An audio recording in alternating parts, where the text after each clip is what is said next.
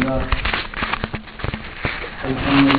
نحمده ونستعينه ونستغفره ونؤمن به ونتوكل عليه ونعوذ بالله من شرور أنفسنا ومن سيئات أعمالنا من يهده الله فلا مضل له ومن يضلل فلا هادي له ونشهد أن لا إله إلا الله وحده لا شريك له ونشهد أن سيدنا ومولانا محمدا عبده ورسوله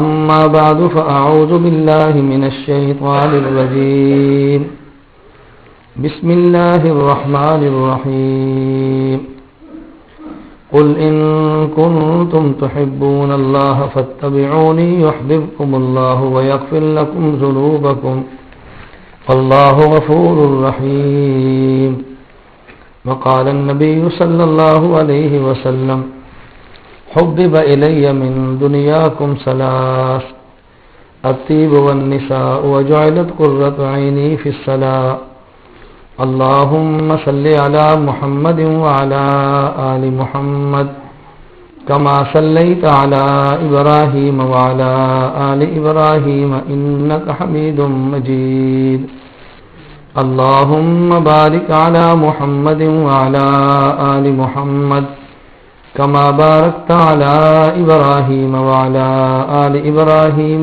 إنك حميد مجيد. اس کائنات میں اللہ رب العزت نے نبی کریم صلی اللہ علیہ وسلم کو سب سے ارفع و اعلیٰ اور اکمل پیدا فرمایا. حضور اکرم صلی اللہ علیہ وسلم کو جس قبیلے میں پیدا فرمایا وہ قبیلہ بھی اعلیٰ ہے. حضور اکرم صلی اللہ علیہ وسلم کو جس شہر میں پیدا فرمایا وہ شہر بھی اعلیٰ ہے. حضور اکرم صلی اللہ علیہ وسلم کو جس امت کا نبی بنا کر بھیجا وہ امت بھی اعلیٰ ہے. حضور اکرم صلی اللہ علیہ وسلم چونکہ اس کائنات میں سب سے اعلیٰ و عرفہ ہیں، عرفہ و اکمل ہیں، اس لیے جو شخص بھی نبی کریم صلی اللہ علیہ وسلم کی ذات گرامی سے منسلک ہو اللہ اسے بلندیاں بھی عطا فرماتے ہیں، اللہ رب العزت اسے کامل بھی بنا دیتے ہیں. کوئی شخص یہ چاہے کہ پیغمبر کی ذات کو چھوڑ کے کامل ہو یہ ممکن نہیں. کوئی شخص یہ چاہے کہ پیغمبر کو چھوڑ کے سر بلند ہو یہ ممکن نہیں. اور پیغمبر کے ساتھ ملے اور بلندی نہ ملے یہ بھی ممکن نہیں. پیغمبر کی ذات کے ساتھ منسلک ہو اور پھر بندہ آگے نہ بڑھے یہ ممکن نہیں. بڑھنے کا معنی ہمارے ہاں الگ ہے، شریعت کیا الگ ہے. ہمارے ہاں آگے بڑھنے کا معنی ظاہری وجاہت، ظاہری عزت، ظاہری دولت، ظاہری مال. ہمارے ہاں آگے بڑھنے کا معنی یہ ہے. اور شریعت میں آگے بڑھنے کا مطلب اللہ کے ہاں مقام، اللہ کے ہاں عزت، اللہ رب العزت کی ذات کے ہاں بندے کی قدر و منزلت ہے. حضور اکرم صلی اللہ علیہ وسلم مدینہ منورہ میں تشریف فرما تھے. ایک شخص کا گزر ہوا. صحابہ کرام رضی اللہ عنہ مجمعین سے پوچھا کہ یہ شخص جو گزرا ہے تمہارے خیال میں کیسا ہے؟ انہوں نے کہا یا رسول اللہ اگر یہ سفارش کرے تو مسترد نہ ہو، اگر یہ کسی کے آپ پیغام نکاح بھیجے تو قبول ہو. اللہ کے پیغمبر صلی اللہ علیہ وسلم تشریف فرما تھے اور تھوڑی دیر کے بعد ایک اور شخص گزرا. فرمایا اس کے بارے میں تمہاری رائے کیا ہے؟ انہوں نے کہا یا رسول اللہ سفارش کرے تو قبول نہ ہو، کہیں پیغام نکاح بھیجے تو کوئی تیار نہ ہو. اب حضور اکرم صلی اللہ علیہ وسلم نے جو فیصلہ فرمایا وہ ہے سننے والا، جس کا مفہوم یہ ہے کہ ایک وہ شخص کہ جو تمہاری نگاہوں میں مکرم ہے اور ایک بعد میں آنے والا جو اللہ کی نگاہ میں مکرم ہے. ان جیسوں سے زمین بھی بھر جائے تو اس کا مقابلہ نہیں کر سکتی. حضرت عبداللہ بن مسعود رضی اللہ تعالیٰ عنہ قد بھی چھوٹا تھا، بکریاں بھی چراتے تھے، اور حضرت عبداللہ بن مسعود کا جسم دبلا اور پتلا بھی تھا. حضرت عبداللہ بن مسعود رضی اللہ تعالیٰ عنہ درخت پہ تھے، تو کسی شخص نے عبداللہ بن مسعود کے پاؤں اور ٹانگ کو دیکھا تو یہ کہا کہ یہ عبداللہ بن مسعود چھوٹی چھوٹی ٹانگوں والا۔ نبی پاک نے فرمایا کہ تمہارے ہاں یہ ٹانگ چھوٹی ہے، اللہ کے ہاں احد پہاڑ سے زیادہ وزنی۔ تو بلند ہونے کا معنی یہ نہیں کہ لوگ بڑا سمجھیں، بلند ہونے کا معنی یہ نہیں کہ دولت زیادہ ہو، بلند ہونے کا معنی یہ نہیں کہ گاڑی بڑی ہو، بلند ہونے کا معنی کہ اللہ کی نگاہ میں بڑا ہو۔ عموماً جب آدمی دین کا کام اخلاص سے کرے اور پیغمبر کی سنت کے مطابق کرے تو ابتدا میں تو دھچکے بھی لگتے ہیں، ابتدا میں قبول بھی کوئی نہیں کرتا، لیکن نہ ابتدا کی پرواہ کرے نہ انتہا کی پرواہ کرے، بس پرواہ کرے تو صرف اللہ کی ذات کی کرے۔ اس کو ایک صاحب درد شاعر نے بڑے پیارے لہجے میں کہا ہے، لوگ سمجھے مجھے محروم وقار و تمکین، لوگ سمجھے مجھے محروم وقار و تمکین، مگر وہ نہ سمجھے کہ میری بزم کے قابل نہ رہا۔ لوگوں کے سمجھنے سے کیا ہوتا ہے؟ لوگ اچھا سمجھیں گے بھی، تھوڑی دیر بعد میلہ ختم ہو جائے گا، لوگ برا بھی سمجھیں گے، تھوڑی دیر کے بعد ذلت ختم ہو جائے گی۔ اللہ رب العزت لازوال ہیں، اللہ کی دی ہوئی عزتیں بھی لازوال ہوتی، اور آدمی کوشش اس بات کی کرے کہ اللہ کی نگاہ میں آدمی بننے کی کوشش کرے، اور اللہ کی نگاہ میں بندہ بنتا ہے پیغمبر کی ذات کے ساتھ منسلک اور پیغمبر کی اداؤں کو دیکھنے سے۔ حضور اکرم صلی اللہ علیہ وسلم کی حدیث مبارک جو میں نے پڑھی ہے، میں اس کا مختصر سا مفہوم عرض کرتا ہوں۔ نبی کریم صلی اللہ علیہ وسلم نے فرمایا، حبب الی من دنیاکم ثلاث، الطیب والنساء وجعلت قرۃ عینی فی الصلاۃ۔ تین چیزوں کی محبت اللہ نے میرے دل میں ڈالی ہے۔ ایک اس کا یہ ترجمہ کرنا کہ تین چیزیں مجھے پسند ہیں، یہ مطلب اور ہے، اور ایک یہ تین چیزیں کی محبت اللہ نے میرے دل میں ڈالی ہے، اس کا مطلب اور ہے۔ کبھی آدمی کسی چیز کو خود پسند کرتا ہے اور کبھی کوئی چیز اللہ اس کی نگاہوں میں محبوب بنا دیتے ہیں، تو دونوں میں فرق ہے نا۔ فرمایا حبب الی من دنیاکم ثلاث، تین چیزوں کی محبت اللہ نے میرے دل میں ڈالی ہے۔ نمبر ایک الطیب، خوشبو۔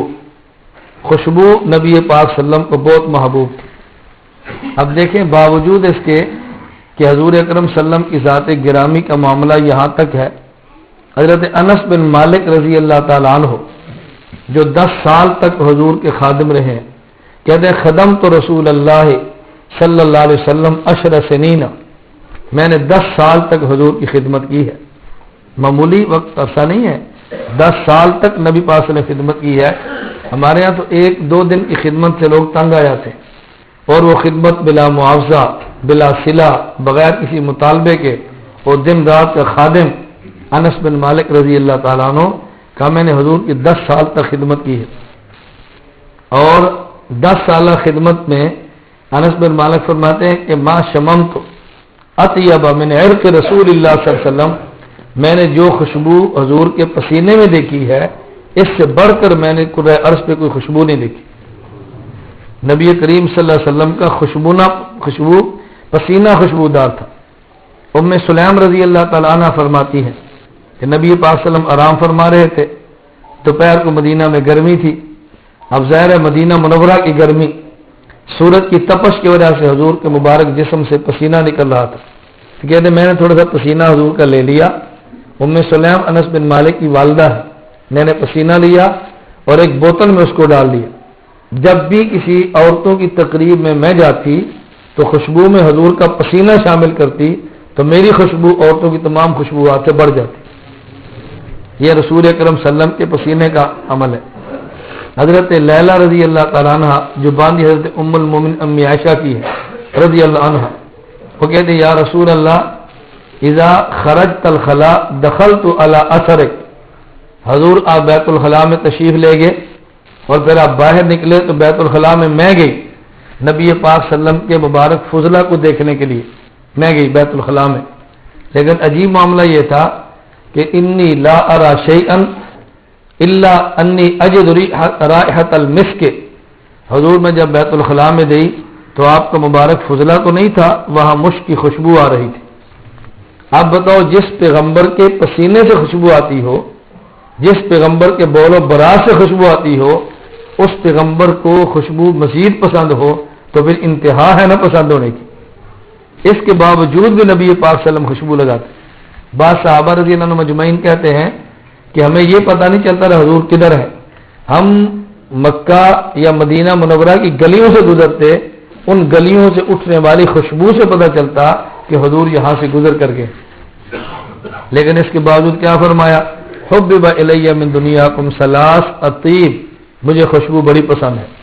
آپ ایک بات کا ذرا اندازہ فرمائیں، کیونکہ اس کا تعلق معاشرت کے ساتھ ہے، اس کا تعلق اخلاقیات کے ساتھ ہے، اس کا تعلق خاندانی نظام کے ساتھ ہے۔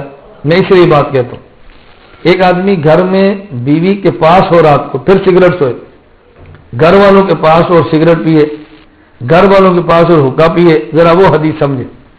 رسول اکرم صلی اللہ علیہ وسلم عشاء کا کھانا تلاوت فرماتے ہیں تو پھر مسواک کیے، پھر عشاء کا وضو کیا تو مسواک کیا، اور جب رات کو گھر گیا تو پھر مسواک کیا۔ یعنی آپ اندازہ فرمائیں، دنیا میں نظافت اور طہارت کا خدا کی قسم اس سے بڑا معیار کو پیش کر ہی نہیں۔ یعنی جس کا فضلہ خوشبودار ہے، جس کا پسینہ خوشبودار ہے، جس کی لعاب خوشبودار ہے، کھانا کھایا تو مسواک، وضو کیا پھر مسواک، اور جب رات کو گھر والوں کے پاس گیا تو پھر مسواک۔ اس قدر حضور اہتمام فرماتے نظافت اور طہارت کا۔ حضور اکرم صلی اللہ علیہ وسلم کا مبارک مزاج یہ تھا، اگر کسی صحابی کے کپڑے پر پیمد لگا ہوتا حضور اس سے خوش ہوتے، لیکن کپڑا گندا ہوتا تو حضور ناراض ہوتے۔ پیمد لگا کپڑا شریعت کو پسند ہے، لیکن گندا کپڑا شریعت کو قطعاً پسند نہیں۔ عید اور جمعے کے دن نیا کپڑا سنت نہیں ہے کہ نیا پہنے، عید کے دن یا جمعے کو جو کپڑا ہے اس کو صاف کر کے پہنے، یہ سنت ہے۔ کفن میں اندھلا کپڑا پہننا سنت نہیں ہے کہ ہم سمجھتے ہیں کہ ضرور بازار سے کپڑا لا کر ہی پہننا پھر کفن ہوتا ہے، یہ ضروری نہیں ہے۔ آپ کوئی چادر پہنے لیکن دھلی ہوئی، بلکہ حضرت ابو بکر صدیق رضی اللہ تعالیٰ عنہ کے بارے میں تو یہاں تک ہے، ابو بکر صدیق رضی اللہ عنہ مرض الوفات میں تھے، بیمار تھے، آخری عمر تھے، تو فرمایا کہ میں جب فوت ہو جاؤں تو میرے ان کپڑوں میں مجھے کفن دینا، نیا مجھے کپڑا نہ دینا۔ پوچھا جی کیوں؟ فرمایا نیا کپڑا تو زندوں کے لیے ہے، میں دنیا چھوڑ کر جا رہا ہوں، میں نئے کفن کو کیا کروں گا۔ حضرت ابو بکر صدیق رضی اللہ عنہ مزاج تھا۔ اور ہمارے ہاں پرلے درجے کے بد اعمال، پرلے درجے کے کرتوت، ایک ایک غریب کا حق کھایا ہوگا، ایک ایک کو ظلم کیا ہوگا، ایک ایک پہ ڈاکہ ڈالا ہوگا، اور جب مرنے لگیں گے تو پھر کفن بھی لاؤ، پھر خوشبو بھی لاؤ، پھر پھولوں کے ہار بھی لاؤ، پھر 200 بندہ جنازے میں جاؤ، پھر قبر بھی پکی کرو، قبر پہ پھول پھینکو، اس پھول پھینکنے کے بعد پھر قبر پکی کرو، پھر اس کے اوپر چھتیں ڈالو، پھر اس کے اوپر بڑے بڑے اچھی سی تختیاں لگا کے نام لکھو۔ اس سے کیا ہوگا؟ کچھ بھی نہیں ہوتا اسے۔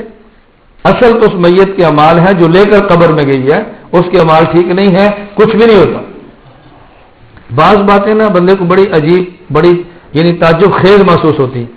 یہ 23 تاریخ کو میں ابوظہبی میں تھا، میرے ساتھ ایک ساتھی تھے، میں نے کہا چلیں آپ کو میں مسجد شیخ زاید دکھاتا ہوں۔ یعنی مجھے حیرانگی ہوئی، آپ اندازہ فرمائیں اب شیخ زاید کتنا مالدار ہے کس کو نہیں پتا، لیکن بعض اربوں کی وہ خوبیاں ہیں کہ جس پر بندے کا داد دینے کو دل کرتا ہے۔ اتنی خوبصورت اس نے مسجد بنائی ہے، $60 لاکھ شیخ زاید نے صرف اندر کی قالین پہ لگائے، $6 ملین کا صرف قالین بنا ہے، باہر جگہ بنی، 10,000 بندہ رمضان میں افطاری کرتے، گاڑیاں ان کو لے کر بھی آتی ہیں، گاڑیاں چھوڑ کر بھی آتی ہیں۔ یعنی گناہ کیے نا اللہ، میں نہیں کہتا اس نے گناہ کیے، یعنی وہ سمجھتا ہے کہ نہیں یار میں گناہ گار ہوں، میں اپنی آخرت کے لیے مسجد بناؤں، اپنی آخرت کے لیے افطاریاں کراؤں، اپنی آخرت کے لیے فلاں کام کروں، وہ بھی سمجھتا ہے۔ اور اتنی خوبصورت مسجد، بعض باتیں خلاف شرع بھی ہیں اور بعض باتیں قابل تعجب بھی ہیں۔ عورتیں انگریز آ رہی ہیں مسجد دیکھنے کے لیے، انہوں نے باہر برقعے رکھے ہوئے، عورتیں آئیں پہلے برقع پہنے پھر مسجد میں جائیں۔ میں نے کہا دنیا کا کافر بھی کہے گا کہ دیکھو مسلمانوں کی مسجد کا تقدس کتنا ہے، برقع پہنتی ہیں پھر جاتی ہیں مسجد میں، اور وہ نا ویسے میں تو لفظ کہتا عجیب لگتا ہے، وہ برقعے کو بھی انجوائے کر رہی ہوتی، ان کو بڑا تعجب ہوتا ہے برقع پہنتے ہوئے، لیکن انہوں نے مسجد کا قانون بنایا کہ برقع پہنو اور پھر مسجد میں آؤ، پھر دیکھتی۔ مجھے ایک ساتھی کہنے لگا کہ دیکھو یار یہ عورتیں بھی آ رہی ہیں، مرد بھی آ رہی ہیں، مسجد کی توہین ہو رہی ہے۔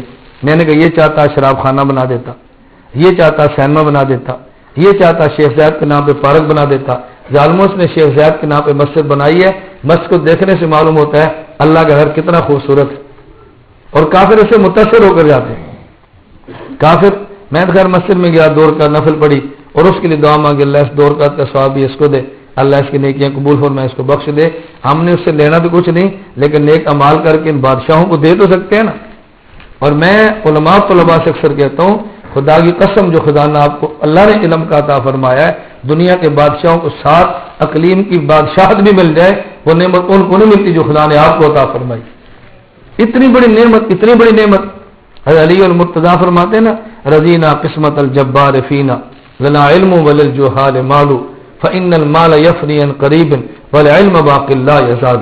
حضرت علی المرتضیٰ فرماتے رضینا قسمت الجبار فینا لنا علم وللجہال مال, اللہ ہم تیری تقسیم پہ راضی ہیں, تو نے ہمیں علم دیا ہے, لوگوں کو دولت دی ہے, مال ختم ہو جائے گا, علم باقی رہ جائے گا.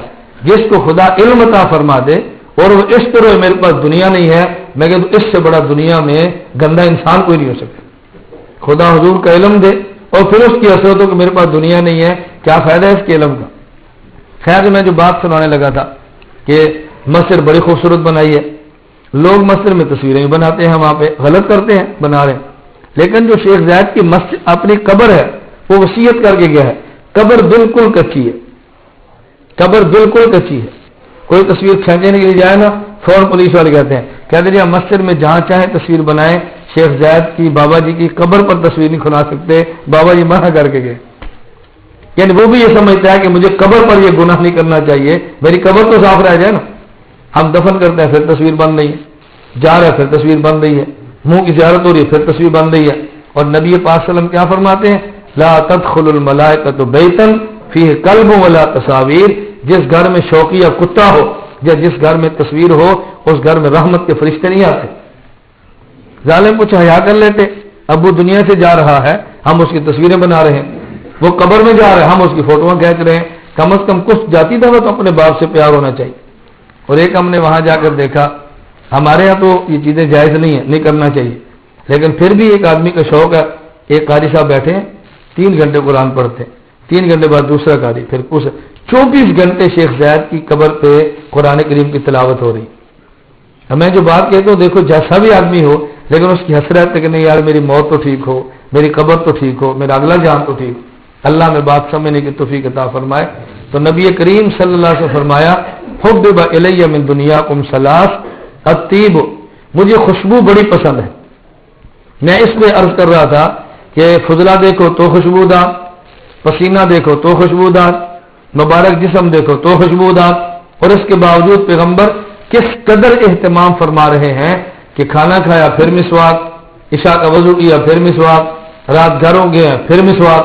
اور ہمیں احساس نہیں ہوتا ہم سگریٹ پی کے کس طرح منہ کو بدبودار کرتے ہیں, دولت بھی جلاتے ہیں, پیسہ بھی ضائع کرتے ہیں, اسراف بھی کرتے ہیں, اور ملائکہ اور نورانی مخلوق کو تکلیف بھی دیتے. نمبر 2, فرمایا بن نساء, رسول اکرم صلی اللہ علیہ وسلم پوری کائنات کے انسانوں کے باپ ہیں اور کائنات میں رہنے والی عورتیں حضور کی بیٹیاں ہیں. اب باپ کو بیٹی سے کتنا پیار ہوتا ہے یہ وہی بتا سکتا ہے کہ جس کی بیٹی ہو.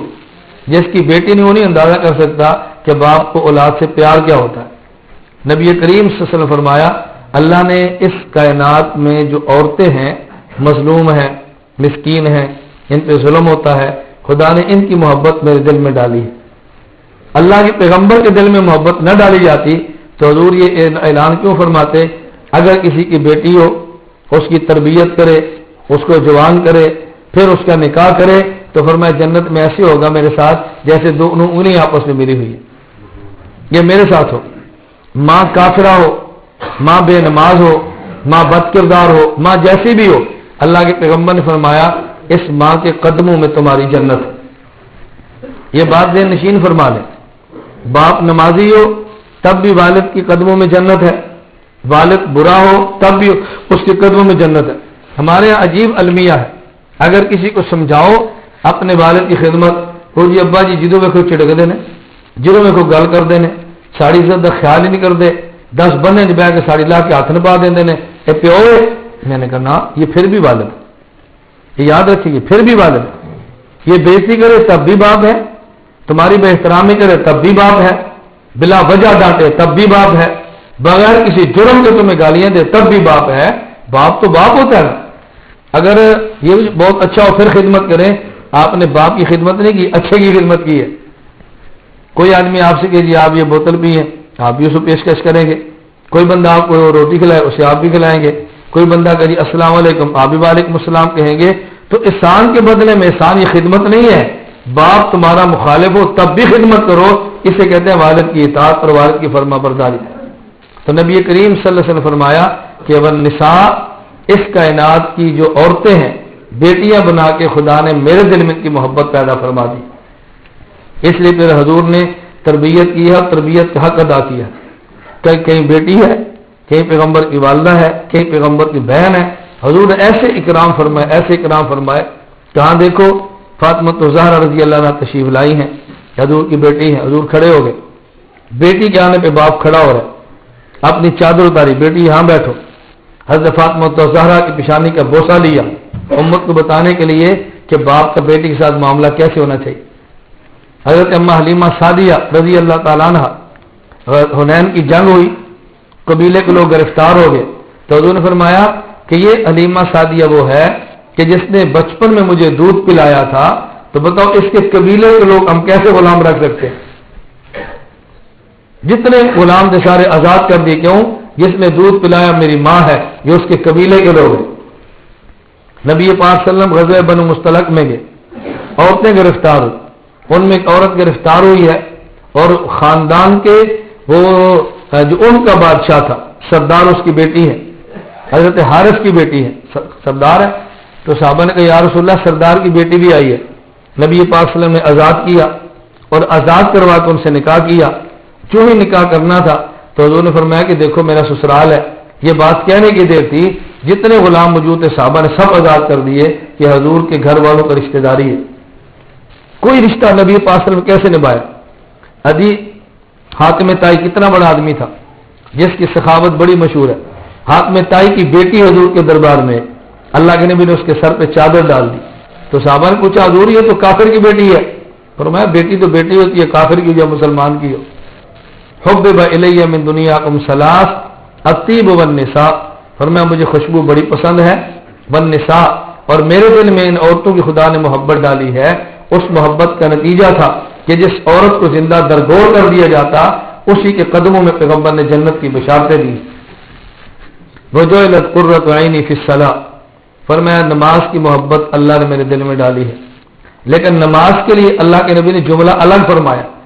ادھر فرمایا خوشبو، نمبر 2 عورت، نمبر 3 نماز. لیکن نماز کے لیے جملہ یہ نہیں فرمایا کہ مجھے نماز محبوب ہے. فرمایا نماز تو میری آنکھوں کی ٹھنڈک بنایا. کبھی اولاد محبوب تو ہوتی ہے مگر آنکھوں کی ٹھنڈک نہیں ہوتی. شاگرد آنکھوں کی ٹھنڈک تو ہوتا ہے مگر اولاد نہیں ہوتی. فرمایا کہ میری آنکھوں کی ٹھنڈک بھی ہے اور مجھے نماز محبوب بھی ہے. میری آنکھوں کی ٹھنڈک بھی ہے اور مجھے محبوب بھی ہے. تو نبی پاک صلی اللہ علیہ وسلم نے فرمایا مجھے کتنی چیزیں پسند ہیں؟ 3. نمبر 1 خوشبو، یاد کر لیا کرو. نمبر 1 خوشبو. میں ٹھہر کے رک کے بیان اس لیے کرتا ہوں کہ آپ ان بیانوں کو یاد کرو، سمجھ لیا کریں. نمبر 1 خوشبو، نمبر 2 عورت، نمبر 3 نماز. ابو بکر صدیق رضی اللہ عنہ نے کہا صدقت یا رسول اللہ، حضور آپ نے سچ فرمایا. حبب الی من الدنیا ثلاث، مجھے اس دنیا میں 3 چیزیں پسند ہیں. نمبر 1 النظر الی وجہ رسول اللہ، چہرہ صدیق کا ہو، آنکھ صدیق کی ہو، چہرہ حضور کا ہو. وانفاق مالی علی امر رسول اللہ، مال ابو بکر کا ہو اور حکم اللہ کے پیغمبر کا ہو. وان تکون ابنتی تحت رسول اللہ، بیٹی صدیق کی ہو، شوہر محمد ہو صلی اللہ علیہ وسلم. یہ مجھے بہت پسند ہے. جملے پہ ذرا غور فرمائیں. اصل بات علمی باریکیاں ہوتی ہیں، ہمارا علمی مزاج نہیں ہوتا، اس لیے علمی نکات میں مزہ بھی نہیں آتا. ہمارا وہ سر والا مزاج ہے نا، سبحان اللہ والا، علمی مزاج نہیں ہے. نبی پاک صلی اللہ علیہ وسلم کی باری فرمایا حبب الی من دنیاکم، کیا فرمایا؟ حبب الی من دنیاکم. اور صدیق فرمایا حبب الی من الدنیا. انہوں نے کم فرمایا، انہوں نے کم نہیں فرمایا. اور فرمایا جو تمہاری دنیا ہے نا مجھے اس میں سے 3 چیزیں پسند ہیں. صدیق نے یہ نہیں فرمایا حضور جو آپ کی دنیا، فرمایا نہیں حبب الیہ من الدنیا، حضور ہمیں دنیا میں 3 چیزیں پسند ہیں. حضور نے فرمایا جو تمہاری دنیا ہے مجھے اس میں پسند ہے. پیغمبر نے دنیا کی نسبت امت کی طرف کی ہے، ابو بکر نے دنیا کی نسبت امت حضور کی طرف نہیں کی، کیونکہ حضور کا دنیا سے غرض ہی کوئی نہیں تھی. حبب الیہ من الدنیا ثلاث، مجھے 3 چیزیں پسند ہیں. نمبر 1 النظر الی وجہ رسول اللہ، آنکھ ابو بکر کی اور چہرہ حضور کا. پھر حضور اکرم صلی اللہ علیہ وسلم سے اس محبت کو صدیق نے ثابت بھی کیا ہے. نبی پاک صلی اللہ علیہ وسلم مکہ مکرمہ سے مدینہ منورہ تشریف لائے ہجرت کرنے کے لیے. یہ ایک نقطہ ذہن میں رکھیں، جب حضور مکہ سے مدینہ آئے علی المرتضیٰ سے فرمایا کہ میں نے مکے والوں کی امانتیں دینی ہے، اے علی تم ان امانتوں کے پاس ٹھہرو، سو جاؤ، صبح امانتیں دینا اور پھر مدینہ آ جانا. ابو بکر صدیق کے گھر گئے اور فرمایا ابو بکر میں مکہ سے مدینہ جا رہا ہوں، مجھے حکم ہے ہجرت میں تمہیں لے کر چلنا ہے. ابو بکر نے کہا جی حضور میں آپ کے ساتھ ہوں. اب بعض اہل سنت نہیں، شیعہ یہ بات کہتے ہیں کہ دیکھو حضرت علی کے حضور کو کتنا اعتماد تھا کہ قوم کی امانتیں علی کے حوالے کی ہیں. ہم نے کہا حضرت ابو بکر پہ کتنا اعتماد تھا، خود کو ابو بکر کے حوالے کی ہے. علی کے حوالے لوگوں کا مال کی ہے اور خود کو ابو بکر کے حوالے کی ہے. تو خطرہ مال کا تھا، خطرہ حضور کی جان کا تھا، خطرہ تو حضور کا تھا. اور جب ابو بکر صدیق ساتھ گئے ہیں تو مکے والوں نے کہا پہلے 100 اونٹ انعام حضور پر تھا، اب 100 اونٹ انعام ابو بکر پر بھی ہے. ان دونوں میں جس کا سر لاؤ گے تمہیں 100 اونٹ انعام میں دیں گے. نبی پاک صلی اللہ علیہ وسلم ابو بکر صدیق نے لیا. روایات میں آتا ہے صدیق اکبر جب حضور کو لے جا رہے تھے کبھی آگے کبھی پیچھے، کبھی دائیں کبھی بائیں.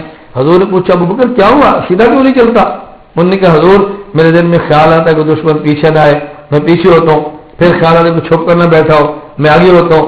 پھر خیال آتا ہے کہ ادھر سے نہ آئے، میں ادھر آتا ہوں. میرے ذہن میں آپ کی ذات سوار ہے تو میں ہر وقت ہر طرف سے آتا ہوں تاکہ میرے محبوب کو کوئی تکلیف نہ پہنچا سکے. غار آ گئی. انہوں نے کہا حضور پرانی غار ہے، غیر آباد ہے، آپ بائیں ٹھہرے میں اندر جاتا ہوں. ابو بکر صدیق رضی اللہ تعالیٰ عنہ اندر گئے، اپنے کپڑے کو لیا اور جو غار کے چھوٹے چھوٹے سوراخ تھے اس کو بند کیا، پوری غار کو صاف کیا. کہا حضور اندر تشریف لائے. نبی پاک صلی اللہ علیہ وسلم اندر گئے. اب 3 دن 3 رات قیام کرنا ہے، تھوڑا وقت تو نہیں ہے. ابو بکر صدیق نے اپنی گود کو رکھ دیا کہ حضور اب آپ اس گود میں سر رکھیں اور آپ آرام فرمائیں. ایک سوراخ خالی تھا، اس میں حضرت ابو بکر صدیق رضی اللہ عنہ نے اپنے پاؤں کو رکھا. باہر سے موزی اور سانپ آیا، اس نے ڈسا. ابو بکر صدیق رضی اللہ تعالیٰ عنہ نے اپنے پاؤں کو حرکت نہیں دی کیونکہ حضور سو رہے ہیں کہ پیغمبر کی نیند میں خلل نہ آئے کہ حضور بیدار نہ ہو جائیں. لیکن ابو بکر نبی پاک صلی اللہ علیہ وسلم کے چہرے اقدس کی زیارت میں یوں مست تھے کہ جب سانپ نے ڈسا اتنی شدید درد ہوئی کہ پاؤں کو تو نہیں ہلایا، آنکھوں سے آنسو گرے اور حضور کے مبارک چہرے پر گرے. تو حضور نے پوچھا ابو بکر کیا ہوا؟ انہوں نے کہا حضور پاؤں میں درد بہت ہو رہی ہے. نبی پاک صلی اللہ علیہ وسلم نے اپنے مبارک لعاب کو لیا، ابو بکر صدیق کے ایڑی پر لگایا، اس کو شفا مل گئی. تو صدیق اکبر کی ایڑی پہ نبی پاک صلی اللہ علیہ وسلم نے لعاب لگایا تو پھر ایڑی کو شفا ملی ہے. اب جو بات میں سمجھانا چاہتا ہوں وہ کیا کہ پاؤں کو حرکت نہیں دیتے کہ حضور اٹھ نہ جائے، تو چہرہ بھی ہٹا لیتے نا کہ حضور اٹھ نہ جائے. النظر الی وجہ رسول اللہ کا مجھے اتنا پسند ہے کہ چہرہ حضور کا ہو، آنکھ ابو بکر کی ہو. ابو بکر حضور کے چہرے پہ یوں نگاہ ٹکا کر بیٹھے ہیں کہ پتہ بھی نہیں چلا آنکھوں سے آنسو گرا ہے اور حضور کے چہرے پہ پہنچا، پتہ بھی نہیں چلا. اس سے 2 باتیں اور بھی سمجھو. کبھی بعض رات علی کے فضائل میں ہم علی کو اپنے امام مانتے ہیں، پیغمبر کا داماد مانتے ہیں، لیکن پہلا نمبر ابو بکر صدیق کا ہے رضی اللہ تعالیٰ عنہ. لوگ کہتے ہیں غزوہ خیبر میں دیکھا حضور نے فرمایا کل اس کو جھنڈا دوں گا کہ جو فاتح بنے گا. علی کو بلایا دوسرے دن، فرمایا علی یہ پرچم لو، خیبر کی لڑائی میں نکلو. علی المرتضیٰ رضی اللہ عنہ نے عرض کیا حضور میری آنکھوں میں تکلیف ہے، پیغمبر نے لعاب علی کی آنکھ پر لگایا ہے، تو دیکھو حضرت علی کی کتنی فضیلت ہے. ہم نے کہا مانا وہ لعاب جو پیغمبر کا ہے اگر علی کی آنکھ پہ لگا ہے تو ابو بکر کے پاؤں پہ لگا ہے، ابو بکر کی ایڑی پہ لگا ہے تو لعاب تو وہاں بھی لگا ہے. اچھا دوسری بات سمجھے، بعض لوگ کہتے ہیں جی حضرت ابو بکر صدیق رضی اللہ تعالیٰ عنہ اوپر سے مومن تھے، دل سے پیار نہیں تھا. لیکن تو یاد رکھنا کبھی پیغمبر کے وجود اثر پر نہ مچھر بیٹھا ہے، پیغمبر کے وجود اثر پہ نہ کبھی مکھی بیٹھی ہے. اللہ نجاست کو پیغمبر کے قریب نہیں آنے دیتا. اہل سنت والجماعت کا عقیدہ ہے پیغمبر کا بول بھی پاک ہے، پیغمبر کا براز بھی پاک ہے، پیغمبر کا خون بھی پاک ہے، پیغمبر کا پسینہ بھی پاک ہے۔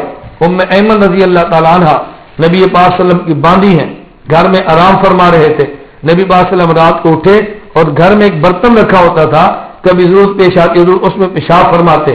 نبی پاک رات کو اٹھے، قام النبی باللیل، حضور رات کو اٹھے الی فخارہ، گاؤں میں اپنے گھر میں جو برتن تھا اس میں پیشاب فرمایا۔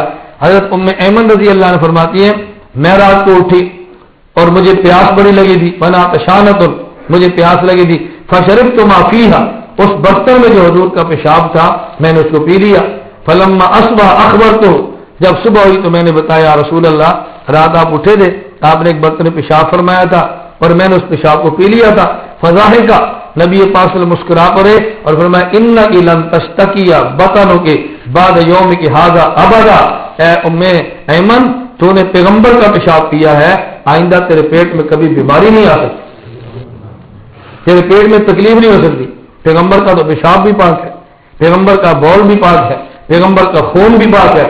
نبوت میں تو پاکیزگی ہی پاکیزگی ہے، جس پیغمبر کے وجود پہ کبھی مکھی بھی نہیں بیٹھی کیوں وہ ناپاکی میں بیٹھتی ہے، جس پیغمبر کے وجود کا بول و براز بھی پاک ہے، اس پیغمبر کے چہرے پہ صدیق کا آنسو گرتا ہے، تو بتاؤ یہ ناپاک ہوگا؟ یہ ناپاک ہوگا صدیق کا آنسو؟ صدیق بھی پاک ہے، صدیق کا آنسو بھی پاک ہے۔ تو صدیق اکبر نے کہا یا رسول اللہ النظر الی وجہ رسول اللہ، میری تمنا ہے، کیا تمنا ہے؟ کہ حضور آنکھ صدیق کی ہو، چہرہ حضور کا ہو۔ وانفاق مالی علی امر رسول اللہ، حضور میری خواہش یہ ہے کہ دولت ابو بکر کی حکم آپ کا ہو۔ حضرت ابو بکر صدیق رضی اللہ عنہ جب کلمہ پڑھا 40,000 دراہم کے مالک تھے، 40,000، ابھی مکہ سے مدینہ بھی نہیں گئے تو جیب میں پیسے ہی نہیں، سارے حضور کی ذات پہ خرچ کر دی۔ صدیق اکبر رضی اللہ تعالیٰ عنہ صحیح معنوں میں پیغمبر کے دیوانے تھے، اور یوں خرچ کیا کہ نبی پاک صلی اللہ علیہ وسلم اب غزوہ تبوک کے موقع پہ لمبا سفر تھا، 30,000 صحابہ کی تعداد تھی، راشن پاس تھا نہیں، حضور نے اپیل فرمائی بھیا صدقہ کرو، جو پاس ہے اپنا اموال دو۔ صحابہ اٹھے، عثمان غنی رضی اللہ تعالیٰ نے اعلان کیا، انہوں نے کہا حضور میں 100 اونٹ دیتا ہوں سامان کے ساتھ لدا ہوا۔ کتنے اونٹ؟ 100۔ ایک اونٹ کتنے کا لفظ ہے؟ کم از کم لاکھ روپے کا ہے، تو 100 اونٹ کتنے کا بنتا ہے؟ 1 کروڑ روپے کا، آج سے 1500 سال پہلے۔ انہوں نے کہا حضور 100 اونٹ، حضور نے فرمایا بھی اور لاؤ۔ حضرت عثمان کھڑے ہوئے، انہوں نے کہا حضور 100 اونٹ اور دیتا ہوں۔ حضور نے فرمایا بھی ابھی ضرورت ہے، اور کھڑا ہو۔ حضرت عثمان پھر کھڑے ہوئے، انہوں نے کہا حضور 100 اونٹ اور دیتا ہوں۔ 3 کروڑ روپیہ یہ اونٹ تھے، اوپر لگا اس کے علاوہ ہے، اشرفی ہے اس کے علاوہ ہے۔ حضرت عثمان رضی دولت کو حضور نے لیا، اپنی گود میں رکھ لیا، حضور جو الٹتے پیسوں کو جو الٹتے اپنی گود میں، پھر فرماتے ما ضر عثمان معاملہ بعدہ، عثمان اب تو کچھ بھی کرے اللہ تجھے کچھ نہیں فرمائے، تو نے حق ادا کر دیا۔ حضرت عمر کھڑے ہوئے، حضور میں دیتا ہوں۔ فرمایا تم کیا دیتے ہو؟ حضرت عمر نے کہا یا رسول اللہ میرے جتنی دولت ہے میں نے 2 حصوں میں تقسیم کی ہے، آدھی آپ کی ہے آدھی میری ہے۔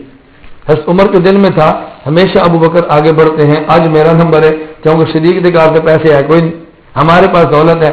حضرت ابو بکر سے پوچھا ابو بکر آپ بتاؤ کیا لائے ہو؟ چھوٹی سی گٹھڑی تھی وہ لے کر آ گئے۔ انہوں نے کہا حضور یہ گٹھڑی ہے۔ فرمایا اس گٹھڑی میں کیا ہے؟ انہوں نے کہا حضور میں نے تو ٹاٹ پہنا ہے، بدن کے کپڑے بھی اتار کے اس میں رکھے ہیں، صدیق کچھ گھر بھی رکھا ہے کہ اللہ و رسول اللہ و رسول اللہ دا رسول دا نہ چھڑ کے آیا، باقی سارا کچھ ہی لے کے آیا۔ حضرت عمر نے کہا بھی ابو بکر سے کوئی نہیں جیت سکتا، تو سب سے آگے۔ پھر ادھر سے جبریل آئے، لباس ٹاٹ کا جبریل نے پہنا ہوا ہے، جبریل امین نے پوچھا جبریل یہ کیا ہے؟ انہوں نے کہا حضور ابو بکر کا لباس دیکھ کے اللہ نے اعلان فرمایا آج وہی لباس پہنو جو ابو بکر نے پہنا۔ پھر نبی پاک صلی اللہ علیہ وسلم نے اعلان فرمایا لوگوں ما لأحد عندنا یدا الا وقد کافیتها، جس نے مجھ پر احسان کیا ہے میں نے اس کا بدلہ دے دیا ہے، ما خلا ابا بکر، سوائے ابو بکر کے، فإنه يكافئه الله بها يوم القیامہ، اس کے بدلے قیامت کو خدا ہی دے گا۔ ابو بکر کے بدلے میں محمد نہیں چکا سکا۔ یہ صدیق اکبر سے کہ انفاق مالی علی امر رسول اللہ، حضور مال میرا ہو حکم آپ کا ہو، میرا جی چاہتے آپ فرماتے جائیں میں لٹاتا جاؤں۔ اور یہ بات سن لو، خدا کی قسم اٹھا کر کہتا ہوں کسی بندے کا 1 روپیہ خدا کے دین پر لگ جائے اس کے اوپر اللہ کا احسان ہے۔ ہمارے پیسے دین پہ نہیں لگتے، ہم پورے 10 سال پیسے جمع کرتے ہیں. کیوں؟ بارات کسی ہوٹل میں جائے گی. کیوں؟ ہم نے نکاح فلاں ہوٹل میں جا کے کرنا ہے. ہم نے 100 آدمی کو برات میں کھانا کھلانا ہے اور کنجروں کے پیسے تباہ کرنے ہیں. 10 سال تک ہمارے لڑکے ملک سے باہر جا کر پردیش میں جا کے مزدوریاں کرتے ہیں اور جب باری آتی ہے ہوٹلوں پہ لٹا کے پوری دولت کو برباد کر دیتے ہیں. خدا کا بندہ، خدا نے پیسہ دیا ہے، مسجد پہ لگاؤ، مدرسے پہ لگاؤ، اشارے ثواب پہ لگاؤ، اپنی اور اپنے والدین کی قبر کی فکر کرو. کیوں اپنی دولت یہاں برباد کرتے؟ جیسے دولت آتی ہے ایسے برباد ہوتی ہے دولت. اور اس کی وجہ ہے حضرت شاہ عبد القادر رحمۃ اللہ علیہ کے پاس ایک شخص آیا، ایک آدمی آیا شاہ عبد القادر کے پاس. آنے والا کون؟ ایک عورت ہے جس کا پیشہ ٹھیک نہیں. اس نے کہا شاہ جی ہدیہ ہے. 4 آنے ہدیے میں دیے. فرمایا رکھ دو. رکھ کے چلی گئی. تھوڑی دیر بعد ایک پوڈری آیا چرسی. وہ اس نے اگر کہا شاہ جی کو صدقہ دو. فرمایا پیسے پڑے ہیں لے جاؤ. اب جو حضرت کے مرید تھے انہوں نے کہا میں بڑا تعجب ہوا، پہلے آپ نے ایسی عورت کا پیسہ لیا، گندا کاروبار، اس کا پیسہ تو لینا نہیں چاہیے تھا. آپ نے بد کردار عورت کا ہدیہ قبول کیوں کیا؟ ہمیں بڑا تعجب تھا. پھر آنے والا چرسی اور بھنگی ہے، اس کو انہوں نے پیسے دیا، تو ایسے بندے کو صدقہ نہیں کرنا چاہیے.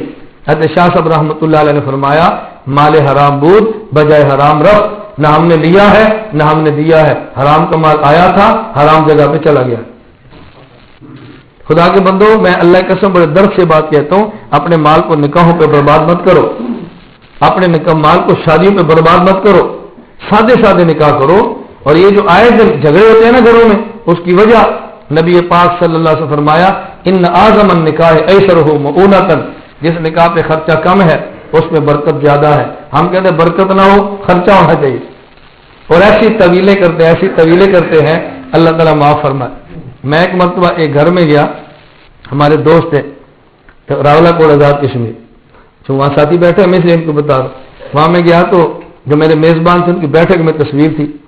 تو ان کی اپنی داڑھی ہے، بزرگ ہے، نماز پڑھتے ہیں، بیٹھک میں تصویر لٹکائی ہے. شیطان تو کتنا چکر باز ہے. میں نے ان سے کہا چاچا جی جس گھر میں تصویر ہو اللہ کی رحمت کے فرشتے نہیں آتے، آپ تصویر اٹھا دو. مجھے پتہ کیا کہتے ہیں؟ کہتے ہیں ایسی کوئی اتنے بہنے ایسے اندر کمرے بہنے ہیں اوکے ہونا فرشتے بیٹھے کے نہ ہو. کیا کہتے ہیں بیٹھے کے نہ ہونا سی اندر بہنے بیٹھے کے بہنے ہیں، بیٹھے کے پرونے یہاں سے رکھی. میں نے کہا اس کا مطلب جب ہم آئے اس وقت تک فرشتے نہ آئے. دیکھو شیطان نے کیسے بہانے سمجھائے. اللہ کے پیغمبر صلی اللہ علیہ وسلم نے فرمایا اس سے بچو. حکیم الامت مولانا شرف علی تھانوی سے ایک بندے نے کہا حضور اگر تصویر ہو اور ہم اپنے باپ کی تصویر ہے، امی کی تصویر، بعض نے بنائی ہوتی ہے تصویریں بزرگوں کی رکھنے کے لیے، کہا جی تصویر ہو اور ہم اپنی پیٹی میں بند کر لیں پھر کیا ہو جائے؟ فرمائے جہنم کی آگ ہے، آگ ہوتی ہے خواہ باہر لٹکی ہو یا پیٹی میں بند ہو. آگ تو آگ ہوتی. آپ نے عمرے پہ جانا ہے آپ کی ضرورت ہے، حج پہ جانا ہے ضرورت ہے، شناختی کارڈ بنوانا ہے ضرورت ہے، پاسپورٹ بنوانا ضرورت ہے.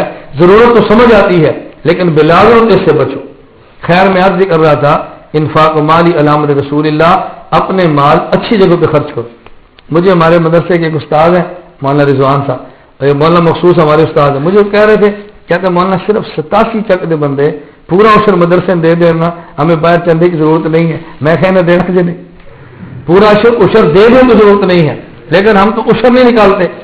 عشر پورا تو بڑے دور کی بات ہے نا. ہم کہتے ہیں عشر نکالنے کی اللہ عادت عطا فرمائے. ہمارے گھر میں عورتوں کے پاس زیور ہے، اس زیور پہ زکات ہے، زمین کی پیداوار پہ عشر ہے. میں خدا کی قسم اٹھا کر کہتا ہوں یہ بات اس لیے سمجھاتا ہوں ہمیں مت دو. میں مدرسے کی بات نہیں کرتا، بیوہ کو دو، یتیم کو دو، غریب کو دو، کسی جگہ پہ یہ جس کا حق ہے وہاں تک پہنچاؤ. قیامت کے دن حسابات بڑے مشکل ہیں.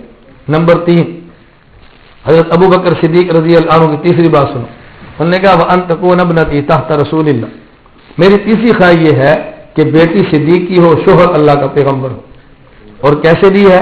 حضرت امی عائشہ کی عمر 7 سال ہے جب نکاح ہو، جب رخصتی ہوئی تو 9 سال ہے، اور نبی پاک صلی اللہ علیہ وسلم کی عمر ہے 52 سال. بتاؤ 52 سال کے آدمی کو کوئی 9 سال کی بیٹی دیتا ہے؟ حضرت ابو بکر صدیق حضور میری خواہش ہے میری بیٹی میری ہو اور شوہر آپ ہو. اور جو رسول اکرم صلی اللہ علیہ وسلم نے نکاح فرمایا ہے اللہ کے پیغمبر اللہ کی وحی سے چلتے تھے. جب پہلے شادی فرمائی امی خدیجہ رضی اللہ تعالیٰ عنہ، حضور کی عمر 25 سال ہے، بیوی کی عمر 40 سال ہے. اور جب یہ فرمائی نبی کی عمر 52 سال ہے، بیوی کی عمر 9 سال ہے. کیوں؟